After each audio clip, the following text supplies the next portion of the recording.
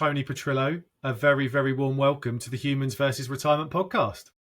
Thank you, Dan. It's such a pleasure to be here today. It's wonderful to have you on, Toni. We were chatting just before. We've had, I think we've been LinkedIn friends for a while. Yes. We have had some back and forth over the last year or so about trying to get you on the podcast. Yes. You had a big life event. You become a grandmother, so that obviously curtailed that. So congratulations, Yes. wonderful. Thank you. And so, but I'm delighted to have you on because we're going to, I think, have a brilliant conversation about a couple of really interesting points around retirement. And actually, in our back and forth that we had prior to hitting record, things that you're saying at the moment in the work that you do with clients is really coming up a lot. So I'm intrigued to get into that. But before we get there, I think it's very worthwhile you sharing a bit about your story, kind of, your journey, where you've come from and where you find yourself today, talking about the whole retirement thing. Sure. Good. Again, thank you for having me on, and this is quite a pleasure. So I retired I was in the financial planning industry for over 30 years, building and managing financial planning teams. So about 2 years ago, I decided to retire because I had this little dream project that I wanted to make sure that I started, and that was opening up my coaching practice. And so as I closed my door to my career and started this new life, so I had a plan. Okay, so let's keep that in mind. I had a full plan. I knew exactly what I wanted to do. I had a very rough sketched out. I had it on the corner of my desk all the time. And I decided that I wanted to take what I really loved to do during my 30 years in the banking industry, and that was coaching, and really run with that and open up a coaching business. And that's what I did. So I did, but I wasn't really sure exactly what niche I wanted to go into. And then when I retired, it just really became very, very clear because what happened was, although I had a plan in retirement, and I knew what I wanted to do, I knew how I wanted to get it started, I started feeling all of these little symptoms of retirement, as we call them. And that is my sense of identity, which was closely tied to being an executive and running a team. And that started to feel a little bit less clear. My purpose in life and my social connections, my world became very, very small. So that all hit me quite a bit. And I started asking myself questions. And I said, well, if I have a plan and I had to dig deep inside of me, even though I had a plan, to find out, who is Toni Petrillo? Who are you really? Who were you before you started your career? And how can we bring that back and have that same sense of fulfillment and all that? So that's what really landed me in terms of making me understand this is what I need to do. And I started really talking to a lot of other retirees and coming across other retirement coaches. And I felt there was definitely a need to help others they're suffering in silence, because I was very vocal about what I was feeling. I talked to other people, but I'm a very outgoing person. There are others that maybe become a little bit more embarrassed about saying that they're not that happy in retirement, and they're not as vocal and they don't seek help. So my mission really became to empower those that are transitioning into retirement to really be able to, one, have the confidence to speak up and say, I need help, or even understand what the signs are, because you don't really understand what they are. You're feeling disconnected, you're feeling depressed, you're feeling lonely, but you don't really go out there and ask for help. And that's how I started my Retire with Intention, and it's been 2 years now, and I'm having fun with it. That's the whole part of it as well. And I'm meeting some incredibly really nice people that are facing some challenges. And I'm happy to say that I'm able to just help guide them because I could see the signs from there as well. So that's how I got started. Yeah, it's fascinating, isn't it? A lot of people that I do speak to on this podcast, whether they have, there's a few that have done a very similar or had a very similar journey to you, in that they've, been in the financial world and kind of went off and started thinking about a lot more to do with retirement than non-financial things, like you said, but as well as other people that have specialized in various different areas. But there's a thing in common here. There's a very personal story that sits behind this. It's kind of like, well, I've come up to thinking about my next chapter or my next move. And during that transition, I felt this, and this. And I'm thinking, well, there must be all these other people that feel that too. So I think that personal impact is really interesting. And particularly for you, Toni, where we do see a lot of kind of, corporate executives, high level executives that really, I think that's one of the biggest dangers I see, that you're so tied and wed to a corporate life, a corporate identity, that there's huge amounts of challenges for those individuals to feel like that they're stepping into a new phase of life. So we're going to pick into that a little bit, I think, because I think your story will thread through this, right, in terms of the work that you do with clients. So it'd be interesting to keep going there. Well, I am intrigued though. I love the name of your coaching business, Retire with Intention. Let me know what that means to you. So obviously, there is an opposite to intention, isn't there? Kind of, unintentional or accidental. And I do see people that have unintentional and accidental retirements. They don't put enough work into it. So what does retire intention mean to you? And did your personal story kind of mean that that's the approach that you really wanted to champion? Yep. Great place to start there, Dan. So for me, retire with intention or retiring with intention really just means approaching this next life chapter with clarity. And not just clarity, as we say, in your finances. So we have the funding all figured out. It's really more about your identities, your values, and how do you want to live moving forward in this next chapters. It's really more about purposely designing your life after work as opposed to just letting it happen by default, right?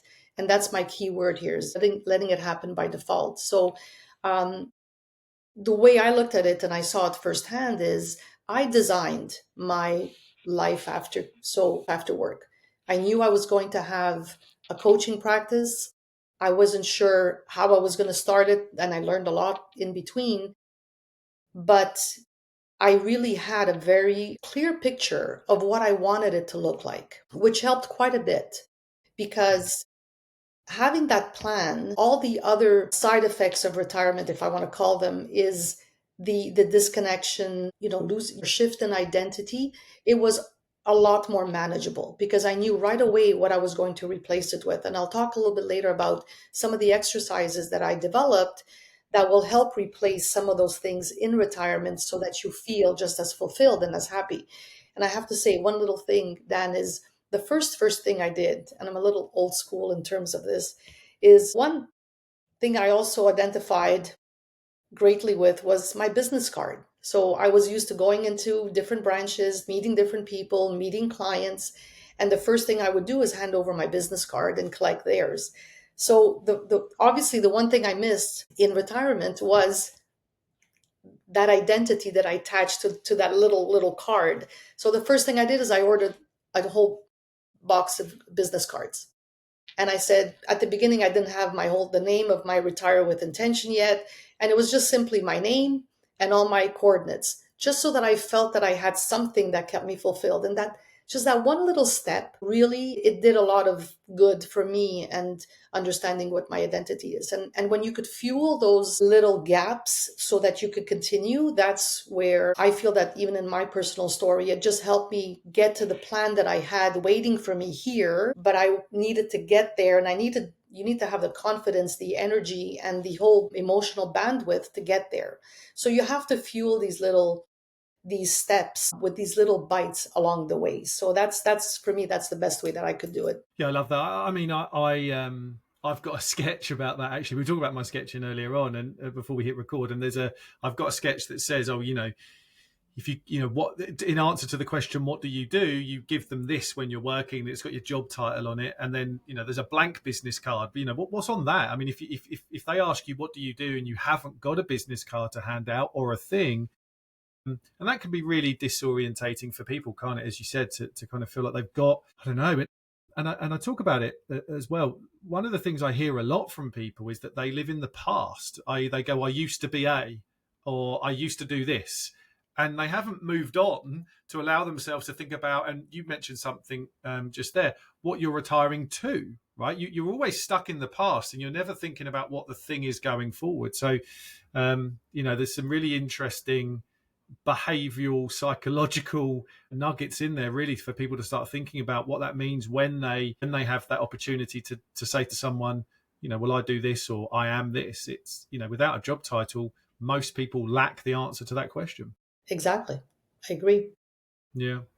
Um, we're going to touch on two really interesting topics today. As I said, you very kindly provided me with a few things before hitting record around some of the real key areas and key discussion and topics that you're having with your clients at the moment. Two that really resonated with me were, we talk about kind of, you meant, this is your words, living between chapters, right? That kind of messy middle. And so we're gonna get into that. But the other one, which I just want to touch on first, is you mentioned kind of like the new relationship rules. So where retirement, I think, can be such a disruptor across many different levels or parts of our life. But one of the main disruptors is relationships. Now, I think relationships with our partners or our spouses, relationships with our children, relationships with our friends, our work colleagues, ex-work colleagues, the whole thing is just a real disruptor. So what I'm interested in your thoughts around maybe what some of the outdated relationship rules that retirees or people in the second half of life need to leave behind in order to kind of move forward and think about what relationships look like post full-time work. Sure. Good. Very good question. So again, we call retirement a disruptor, but why do we call it that, right? Because we know that it doesn't just change your calendar. It really disrupts a lot of shifts, identities, routines, emotional bandwidth as well. Some of the myths that I feel that are a little bit outdated, that I really work a lot with my clients, both individuals and those that are in couples as well, is if we talk about with couples, it's really that myth that we have, doing everything together. All of a sudden now we're in retirement, and guess what? We both have to like the same things. We have to do it together, and we have to enjoy it, right? So this whole thing about 24/7 and being together, on paper it sounds very romantic and all that, but when couples start suddenly spending a lot of time together and they don't have a plan for structure or making time for personal space or creating that personal space, then it causes a lot of friction, right?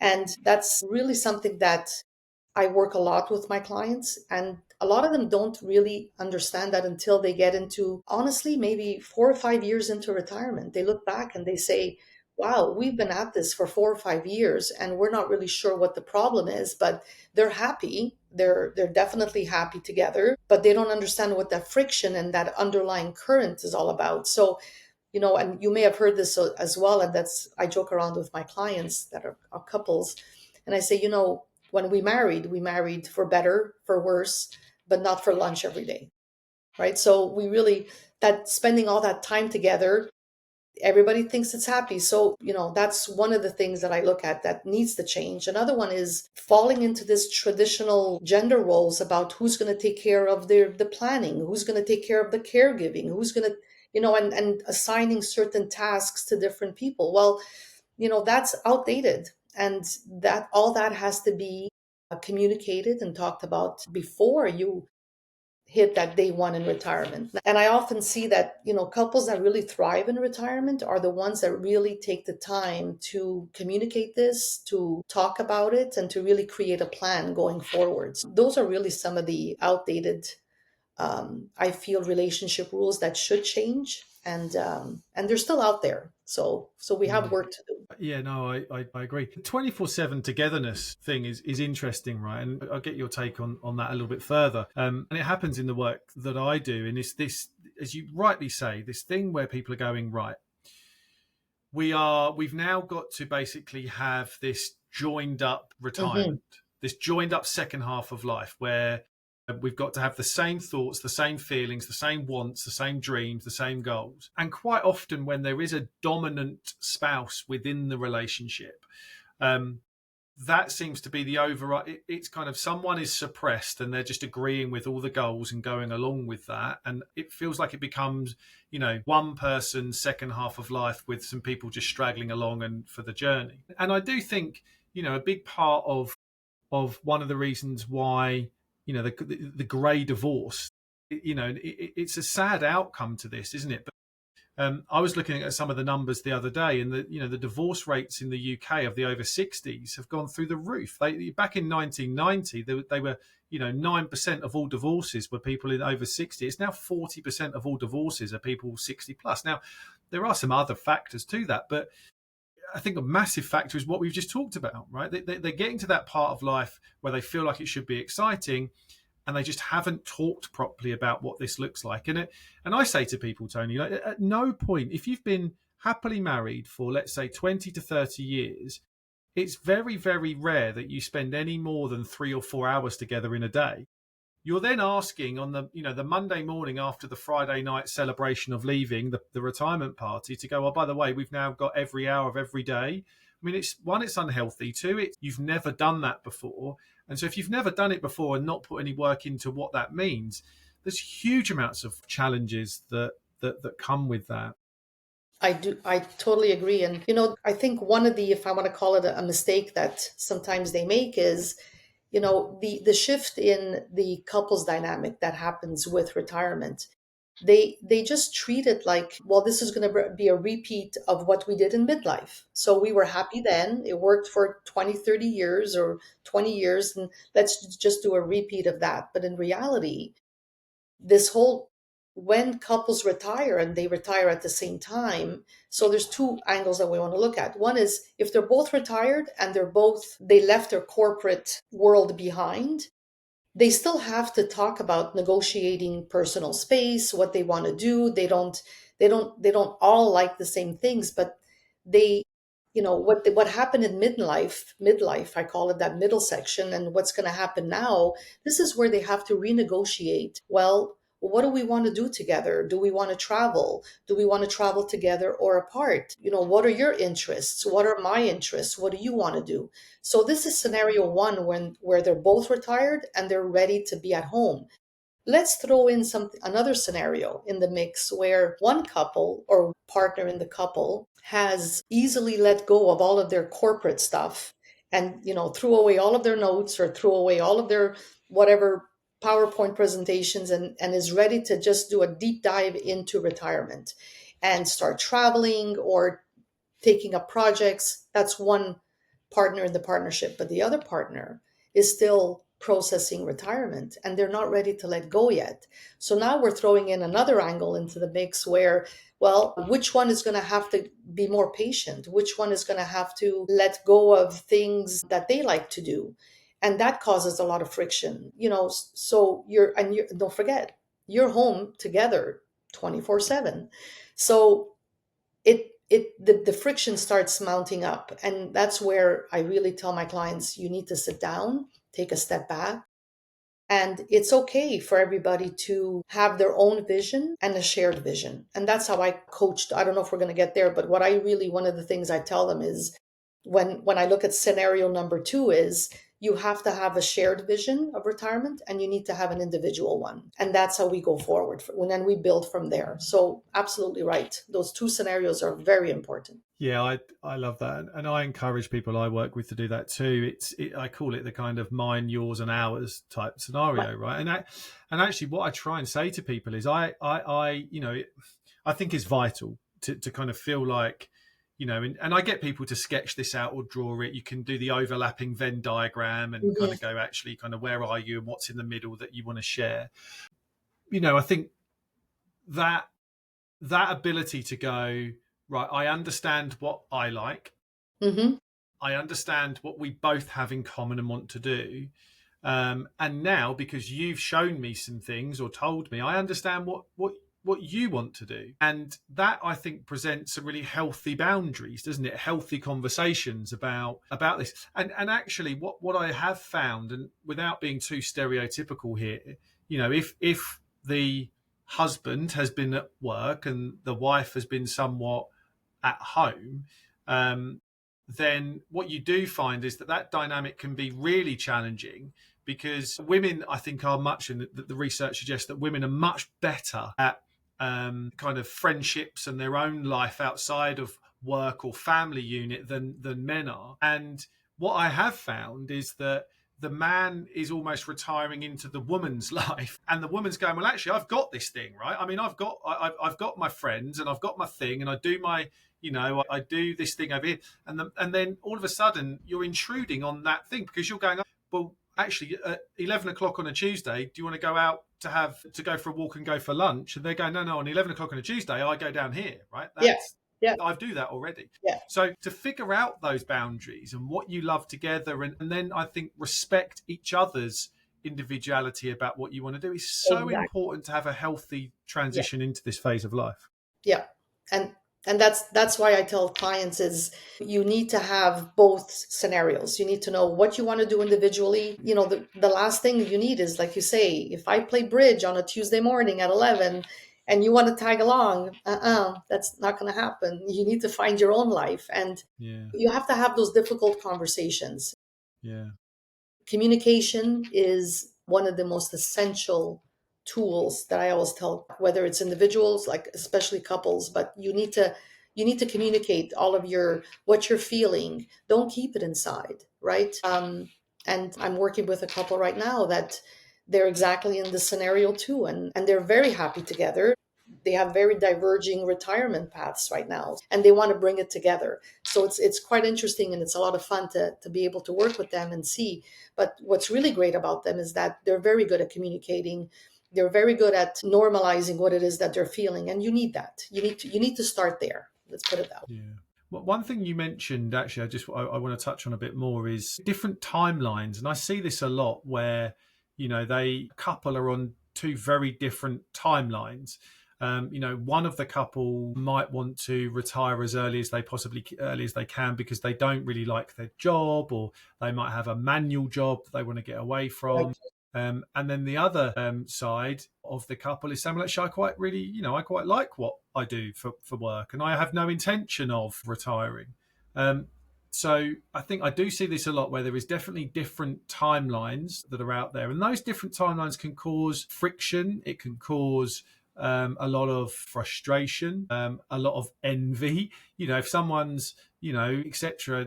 And I have seen it where someone's going to work still, the other person is retired, and the person who's retired may not be doing the things that the person at work wants them to do during the day, type thing, right? And it's kind of like, well, so I think that, how do you speak to people and work with people that are on different timelines when it comes to this? Does it overlap in the conversation we've just had, or is there any real specific areas for people to think of that are definitely on that kind of different timeline journey? So I do dig a little bit deeper when that comes up. So what happens there is that an exercise that I do with them is I tell them that one of the most empowering things that they can do, and I tell them, is to rebuild their relationship with themselves. So find out who you are, because if you know who you are primarily, then you can clearly be there for others, right? So that's what I tell them to do, and I tell them to talk it out and just, create that emotional space. And again, I really often see this is that the healthiest relationships are really the ones that give space to this individual space that they envision and a shared vision. So I really, really help them explore what they want to do individually and what they want to do together. Because if they could figure out that and make two nice columns and two different sheets, then they know exactly where they want to be. So that's really how I explore it with them. And it does work. That relationship with self is really important, isn't it? And again, that's when we talk about changing relationships, like it can be a change in relationship with yourself, right? Yeah, I mean, it starts there. It starts there, and if you can work on that, then the other things should really fall into place. Yep. Before we move on, because it will move on lovely into the messy middle thing, I just want to come away from relationships with our partners just for a fraction, because I do think there are some, there is a whole circle of relationships that we have as individuals. And the feedback I get from people I work with is that they were surprised of the impact on the kind of the if we've got the inner layer of the couple, the two layers above that. So my children, my grandchildren, if I've got them, and then my circle of friends that I thought I had, particularly for people that think they've got really close friends at work, and then as soon as you leave, you send them a couple of WhatsApp messages and you don't get anything back, and you're like, oh, they've moved on. Where's my So just talk to me about how you think that evolves for people, and how we can start thinking about maybe navigating a change in relationship with our children, and potentially with people that have been close to us, but maybe they're not quite friends, they're just more Yeah. acquaintances. So that's actually one of my favorite segments in this whole retirement thing is the whole social connections piece. So let's start with the outer layer, like the social connections. Let's start with work, right? So what I tell my clients is, and that's why I tell them planning 4 to 5 years before retirement or 3 to 4 years is very crucial. You don't plan it 2 weeks before you say, okay, well, Toni, I'm retiring in 2 weeks. What do I do? You can, but the idea is you want to be able to see, who do I relate with at work? Who do I have relationships with? And then what I tell them is figure out which of those relationships are transferable into retirement. And that concept of understanding, they say, well, aren't they all transferable? But when we break it down and I say, make the list of who you're very close with, who is your personal board of directors at work, that your go-to people, and find out if they are transferable into retirement. And many realize that, well, I don't know if I would fit with them outside of the workplace. I don't know if I'd want to socialize with them outside. I'm great friends with them at work, but I'm not sure if I would see myself maintaining a relationship with them outside of work. So I do that exercise with them and see which ones are transferable. And the ones that are, and usually that list becomes very short, is start nurturing those relationships so that when you do retire, you don't miss out the opportunity of staying connected with them. Okay, so you have to do that before. That's how I take care of kind of the corporate social connections. And then family, well, there's two things, reconnecting with them. Who am I close with? What can I do more of? And how can I spend more time with them? But there's another aspect of that spending more time with family is, reconnecting with cousins and making coffee dates with your sisters and brothers and whatever. The only thing that I would say is just watch out there is you need to set boundaries, right? Because if you don't set boundaries, then it's very easy for family and friends to start making your time their time. So I just tell them, these are some strategies in which you could definitely rekindle a lot of those friendships. So find out, who were your childhood friendships, friends, or family members that you probably didn't have time to really nurture that relationship because you were too busy managing life and career and family. So just rekindle that. But be aware of setting boundaries so that you could still respect what you want to do in retirement. So that's how I kind of look at it right now and how I coach with them. Yeah, crucial point there for everyone to listen to. The easiest thing you can do in retirement, when you believe that you're, where you've got an abundance of time, you need to, and if you haven't worked out the how you're going to fill your diary, then you're basically going to say yes to a lot of stuff that you probably don't want to say yes to. And one of Exactly. those challenges I see is if you have children and they have children, i.e., your grandchildren, you could quite quickly say yes to looking after them a hell of a lot, and actually get yourself in a position where it becomes very difficult to unwind that.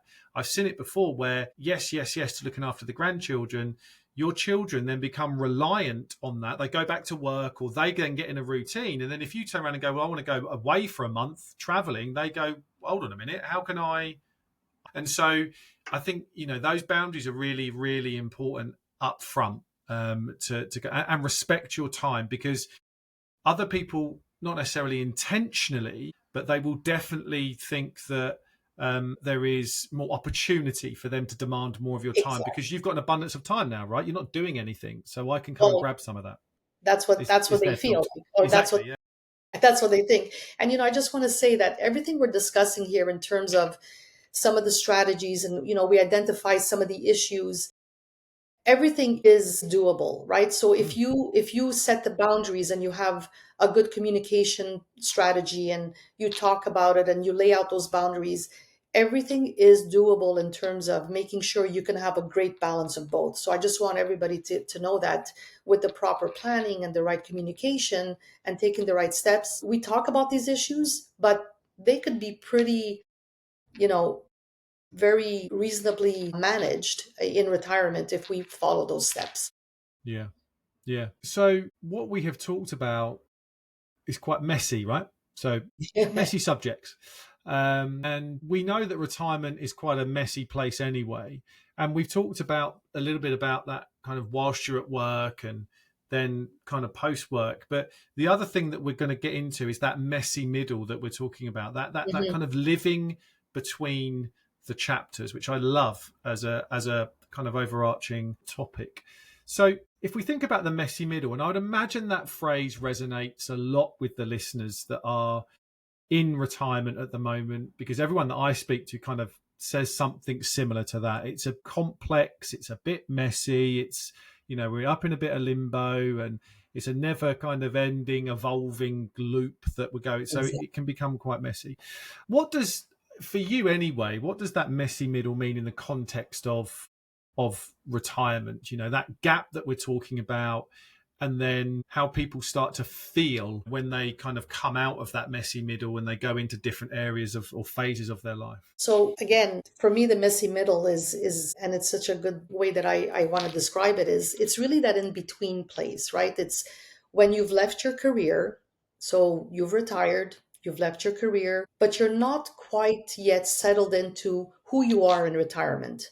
So your vision is not very clear yet in terms of retirement. You're not really sure who you are. You haven't really established what your purpose and your identities are. So that's really that messy middle. And, you know, if we look at everything that we read out there and we look at the different stages of retirement, they often refer to this stage where I call it the messy middle. And it's quite disorienting, like you say, and it's a little bit, you feel disconnected and kind of a little afraid. And what we could read out there is they call that the honeymoon phase. So for me, a honeymoon phase has a lot of very positive and very pleasant connotations to it, which is great. And we could leave it at that. But the reality is that if we don't really start looking at what that first phase in retirement is, which is that messy middle, you know, people will get the illusion that, well, as soon as I retire, I'm going to hit that honeymoon phase and everything is going to be great, right? If we think about marriage, you go on your honeymoon, you're away, and everything is pleasant. You haven't dealt with reality in life yet. But the reality is this messy middle. The minute we leave our career and we're in transition. And this is where I say, this is the space that I really look at. This is where you could reinvent yourself. And it's that reinvention period. And if we let it, this could be a really good time to really understand who we are, start looking at asking ourselves the difficult questions. What do I like to do? How do I want to fill my time? And let that reinvention begin. But we have to let that, right? We do have to take the time to acknowledge that we're in this messy middle and all those feelings of the loss of structure and not being tied to that productivity guilt. Well, you know, I'm not producing anymore, so I feel guilty because my days are not productive. Well, we have to redefine what productive means, right? It doesn't mean performance. It means becoming who you are right now. So it's all internal, it's intentional. And for me, that's what that context means. So the minute I was able to validate that with my clients, then they were able to say, yeah, I do feel that. I wasn't sure what it was, but I'm not really quite sure. I feel like I'm caught in limbo somewhere, Tony, and I'm not sure how to handle it. So that's, you know, it happens in quite a few of my conversations so far. So I just wanted to make sure that we talked about that a little bit. Yeah. And I think it's messy, you know, for a whole host of reasons. My kind of thought process around it being messy is kind of just in my head. I have a vision of squiggles everywhere. To me, though, that means it's kind of back and forward as well, right? So it's kind of up here, goes back, and you rightly said that honeymoon phase, because that feels like it's a couple of steps forward. You know, people go into that phase. Oh my god, this retirement thing's wonderful. I'm laying in, and I've got this, and we've been on holiday, and we've done that, and all of that stuff. But what tends to happen is once that phase is over, you know, that there's some real challenges that people don't face up to, and that's that bit back and forward that I see a lot of people doing. It gets really messy because it feels like it goes on a high and then can dip quite drastically when the high of that honeymoon phase is gone. And I think one of the things I see is that people try and rush through it. They don't actually give themselves the freedom to embrace that space. So to pause, think, and like you mentioned, let go of productivity guilt. Like let go, like letting go of something and losing. What the thought of loss is quite a grieving process, right? And there's a lot of loss that goes on within retirement. I wouldn't want people to feel like they have to stop on the Friday evening and get right onto it on the Monday morning and rush straight through it. We need time to be able to pause, embrace the space. And I think I'm curious to get your view on this. I think accepting uncertainty is a big part of this, because everything we're going to step into is unknown. Even if we've put some decent plans together, we still don't know, right? So I think accepting uncertainty is a big part of that process. It is. You have to really be able to say it's okay not to have all the questions answered. And like you said before, it is messy because there's a lot of doubt, there's a lot of disorientation, there's a lot of loneliness. It could be a very lonely period because even if you're in a relationship, you're going through this metamorphosis, or this change, I should say.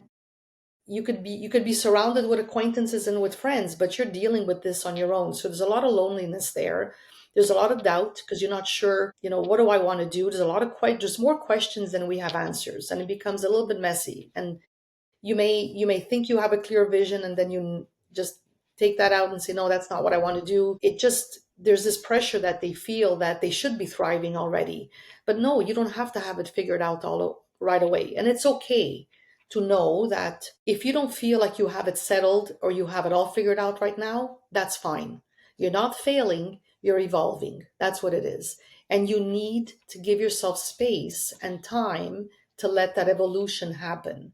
Because if you rush into things, and these are some of the signs that they're resisting some of this, living in between chapters, this is a time for you to reinvent yourself. Take the time to really understand who you are, what you want to do. Too easily, what some people do is they rush into the next project, or let me rush into filling my day with things so that I'm busy and I could feel productive.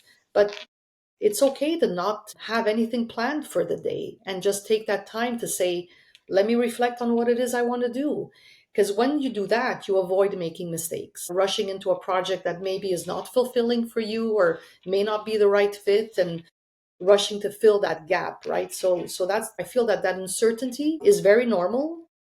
It should be welcomed in terms of understanding and reinterpreted as this uncertainty means I will take some time to figure it out. Love that. I mean, I think one of the things that people really fail to recognize, and I think it's a hang up of corporate life, in that, as you said, productivity is set by loads of metrics, but busyness, full calendar, and all of that stuff. But actually, there can be huge amounts of intention in space and nothingness, right? I mean, you can bring intention to doing nothing all day. If doing nothing is allowing you to think and understand and move forward, then that's great space. In fact, there are so many books on how and I'm not saying everyone in retirement needs to become one of the world's greatest thinkers, but how that downtime is so productive for us as human beings. The ability to have nothing going on and to just be and think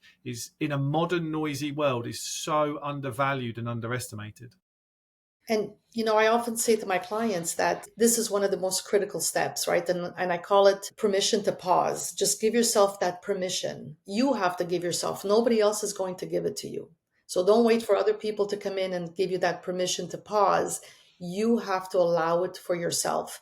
And I tell them that when they give themselves this and they accept this permission to pause, then clarity really starts coming in when you take the time to slow down. And that's when you see a lot of things a lot more clearer. Because when you're rushing, you miss a lot of things. You miss your feelings, you miss how a lot of the little points that could help clarify. But if you take that permission and just pause for a second, you're allowing yourself, like you said, to take that time to put things into focus, and it becomes a lot more clear. And you often see that when you start slowing down a little bit. Yeah. Yeah, no, it's so undervalued. I agree. I do see as well, and you actually said this, you said this a few minutes ago, like people resisting this messy middle. They see it coming and they understand that it's messy and it's challenging and there's some difficult kind of thoughts and questions to answer, and then they kind of resist getting into it, and so they kind of stay in a maybe a false narrative of what they're doing. And so I do think that it's crucial, and I'm just interested to get your brief take on it. It's crucial that we don't ignore, resist and avoid the messy middle. The messy middle actually is a crucial part of the whole second half of life's journey, and we need to get into it, embrace it, not avoid it, and kind of deal with the stuff that's within it, right? Exactly. If I could just leave or just share three ways that I just work with my clients that kind of help them get from that one chapter to the next chapter is really, again, the first step is take this permission, give yourself permission to pause. So take a breath, step back and understand and look at what it is that you're feeling and validate those feelings and understand what the next step is. The other step is then experiment. Gently start looking at different ways that you could start, maybe joining a class, doing something in your community, becoming a mentor, or any of the different, finding a passion that you liked and exploring it, joining a book club. So experiment with different things that actually bring you joy. Very small mini experiments. Take a day and say, well, I'm not going to do anything today, but explore this and see how you feel with it. You might like it, you might not like it, and then build it from there. And then reflect, keep a journal somewhere, talk to people, find out. I referred to it before. I was on an online class with at the Harvard gives these online courses, and one is managing your happiness. And what one of the things they talked about is understanding who your personal board of directors are and making them your go-to people. Use them. Sit down and reflect with them if you have to, and just that reflection. So those three steps is just give yourself permission to pause, experiment, and then reflect. And those are three very powerful steps. And the ones that actually do this and take the time to create this space are the ones that actually go into the next chapter with a lot of confidence and clarity, and they really thrive in the next chapters. Because don't forget, with this whole longevity factor coming up and concept, right? People are living longer, and that could be another 20, 25 years of your life. So you want to make sure that you're happy there and not just rush through it as well. Such great tools and a framework there. Thank you for sharing that. One thing that strikes me, and I've said this before, and again, just be curious to get your take on this. I feel like, and this is, I don't think this is just a retirement thing or a second half of life thing. It could be just like a trait thing, that people that tend to do well, I think, in terms of their happiness and joy, I think tend to be the most curious. They don't, they're just curious about what's next. They don't mind exploring or experimenting, as you said. They don't really see outcomes as binary, i.e., this isn't, pass or fail. It's kind of let's be curious and go. And I think one of the faults that I see of people that enter into retirement is that they, for whatever reason, I don't know whether they feel like they just shouldn't be curious anymore, but they kind of lack that curiosity that they maybe once had. And one encouragement I give people is to actually, you need to ramp up your levels of Yes, curiosity to kind of, exactly. to explore a bit more. Is that something that you kind of Yeah. see as well? I do. I do. And it's actually one of the exercises that I do with a lot of my clients is, and a lot of them are kind of, you could see the eyes rolling and it's like, oh, this is really, we have to, what do you mean be curious? And it's like, just bear with me and go through the exercise. And we go back and I say, and two words. So it's curiosity and honesty. And you have to be very honest with yourself. Yeah. So if you're feeling something and you're exploring different avenues, you need to be honest about how you feel about it. If you're in a relationship, don't just say yes to it because your partner says yes. If you don't like golfing and you feel that your partner really does, don't be honest about it, right? Because then it's just going to lead to different problems down the road. So be curious about, because again, going back to whatever you did during midlife or while you were working for those 20, 30 years is not going to be what you're going to like to do in retirement. So this is where you have to be curious about saying, being honest with yourself and saying, what do I really like to do? What have I always liked to explore? And I never really had the time to dedicate to it. So have those honest questions with yourself and then start experimenting with some of the items that you put on that list. So create that list. But again, when you don't look at that inner self, and you have to be who you want to be in retirement. You can't be somebody else's idea of who you are in retirement. You have to be who you are. And like I said earlier, because if you know who you are and you're confident and you're settled with that, you can be there for others.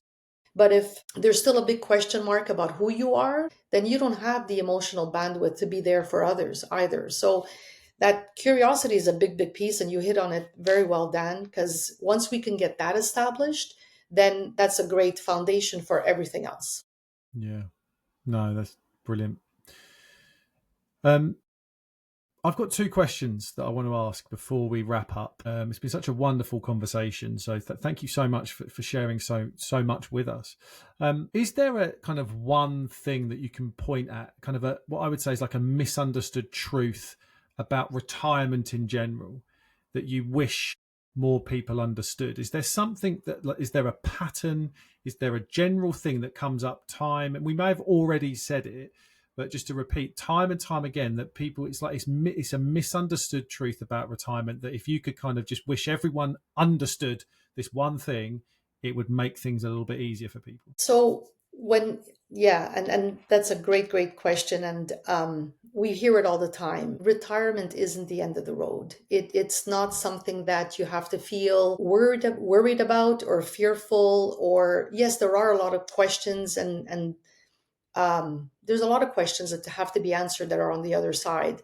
But just like we do, we evolve as in human nature. As humans, we evolve. So you have to give yourself that time to say, what is it that I want to do? And what we said earlier is it's not the end of the road. It's something, it's you have to look at what am I going to be retiring to, and that will help open up a brand new space in terms of how we could renegotiate who we are, what we like to do, what is this other chapter going to look like, and we have to make space for that change. So that's when we're talking about individual, when I do individual coaching, when it's just one person, then I tell them that you really have to look inside and find out what it is that really you want to renegotiate with yourself, and how do you want to redefine yourself. Because that's one of the most misunderstood things, is that people feel, well, I had a great career and I did that for 40 years or 30 years and I was happy. And well, now I'm going into retirement. I'm not sure it's the end for me, right? No, it's not the end. It's actually just the beginning of one of the best parts of your lives. So you want to take a good amount of time to prepare for it and make sure that you're going in there with all the right answers.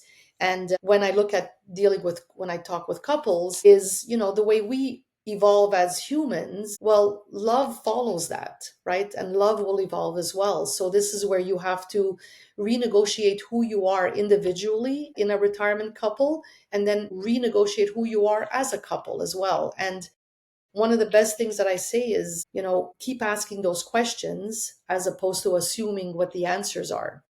So that's kind of the way that I look at it. It's come up quite a bit as well in my conversation. So I feel that really resonates with a lot of them. No, absolutely. No, I totally concur with what you said. My final question is, and actually the answer can be, Dan, we've had a wonderful conversation. There's nothing else to say.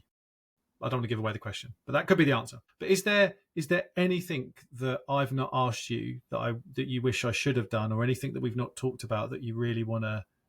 No, we covered quite a bit, and we covered a lot of the areas that I wanted to discuss. I think one of the things is, if I could leave the audience with maybe just some advice, is if you are transitioning and you're in that transition from career to retirement and you're feeling a little bit disconnected, lonely, a little bit fearful, don't be ashamed to raise your hand and ask for help.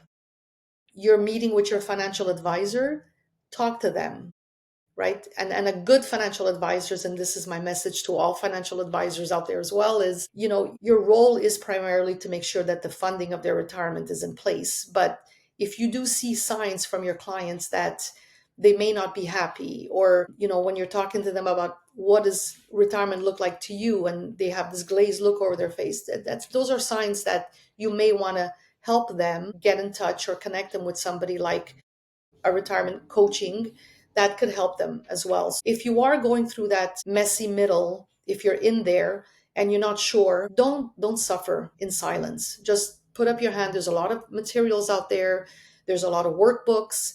There are, if you're not ready to really talk to a coach yet and you want to kind of do it yourself, there's a lot of material, there's a lot of exercises that you can get your hands on that will help you start some of this process to be able to bridge that gap and answer those questions. So please, you just make sure you get your hands on those. And if you're ready for coaching, then reach out to retirement coaches, because that's my mission in life. And as you say, Dan, as yours, and that's why we're here, is I want to really empower those that are going through that fearful stage and messy middle to be able to find the answers. And that's what I would say. That's all. Wonderful piece of advice to end the conversation on. I absolutely agree. And I love what you said about, don't be ashamed. I mean, I think you and I know that the vast, vast, vast majority of people that enter into this phase of life have kind of very similar thoughts and feelings. They're unique to them, but in terms they feel lost or a bit disorientated or lonely. And so there are great tools, as you said, great exercises, people that specialize in this that can really help unpack some of that stuff. And I do think that the second half of life is far too important to not try and get it right. I mean, it's a we get one shot at living a life with true freedom, and we should be able to kind of take full advantage of it. So I encourage anyone to reach out. Toni, thank you for joining me today. It's been such a great conversation. Thank you for the work that you do and for all the wisdom that you've shared in this conversation. So I really, really appreciate your time. Thank you. And Dan, thanks for having me on and having this conversation. And I just want to thank you also for creating this space where we can have these conversations so that we could leave a lot of these thoughts with those that might need it. So thank you for having me on. It's been a pleasure. I had a lot of fun. Thanks. Wonderful. No, you're welcome. Brilliant. And that just leaves me to thank everyone once again for tuning in to the Humans versus Retirement podcast. Until next time, take care.